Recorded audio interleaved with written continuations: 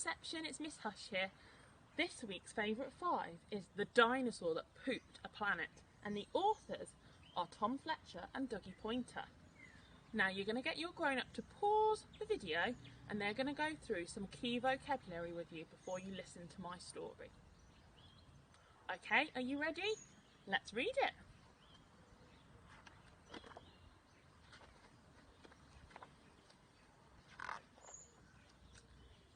Danny and Dinosaur liked to have fun. Some days they had lots. Some days they had none. One day they were bored.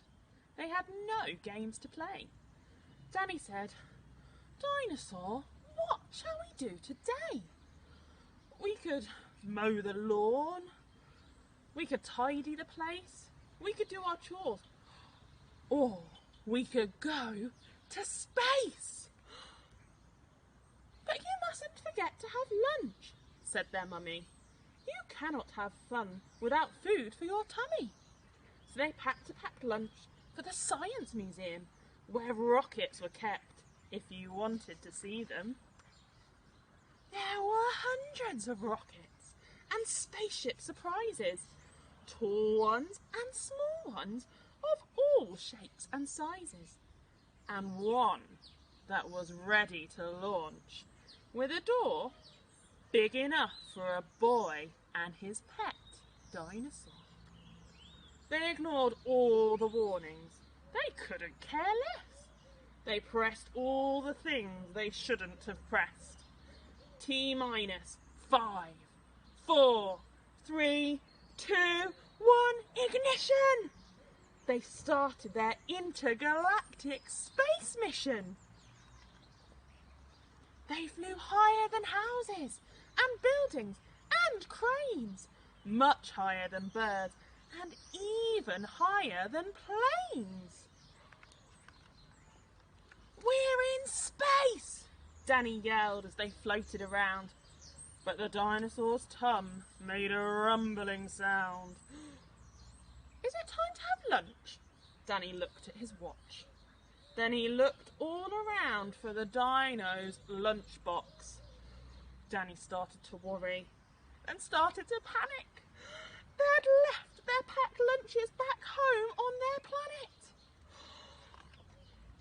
So with no food on board, not the smallest of crumbs, a disastrous dinosaur feast had begun.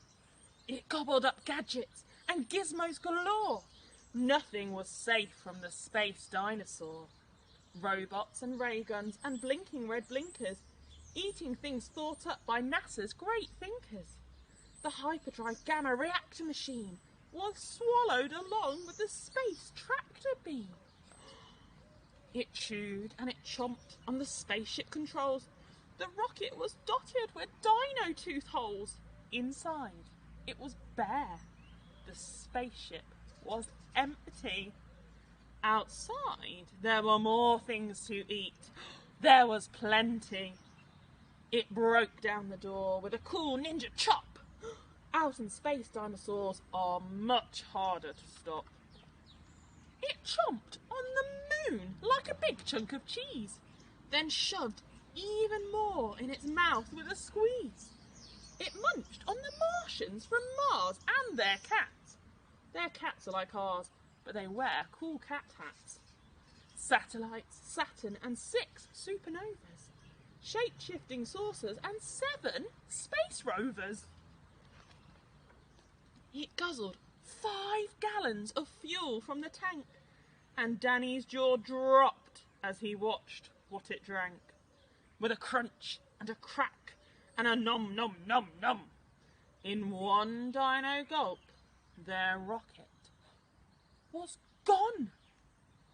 Now nothing was left. All Danny could see was a fat dinosaur where the rocket should be. And so they were stranded with no way back home. Just Danny and Dino in space, all alone. Now Danny was crying. He cried and he cried. He cried and his tears filled his spacesuit inside. unless they were going to stay there forever. The dinosaur needed to do something clever.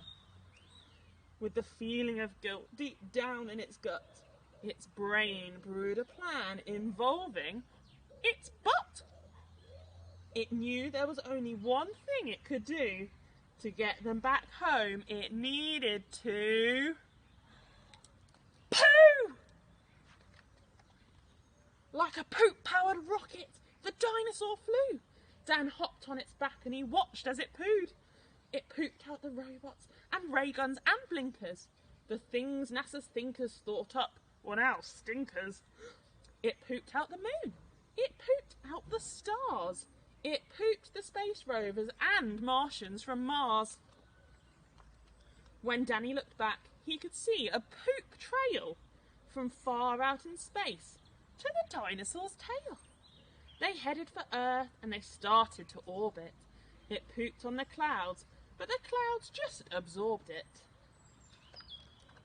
They flew past the buildings and streets of their town, leaving the houses all smelly and brown, and finally landed back down on the ground. Hooray! Danny cried. We are home, safe and sound. They looked to the sky and the things that were pooed had formed a poop planet right next to the moon. And so Danny promised to listen to Mummy, because fun is not fun without food for your tummy. And just when you thought all the pooping was done, a Mars cat plopped out of the dinosaur's bum. The end. I hope you enjoyed that.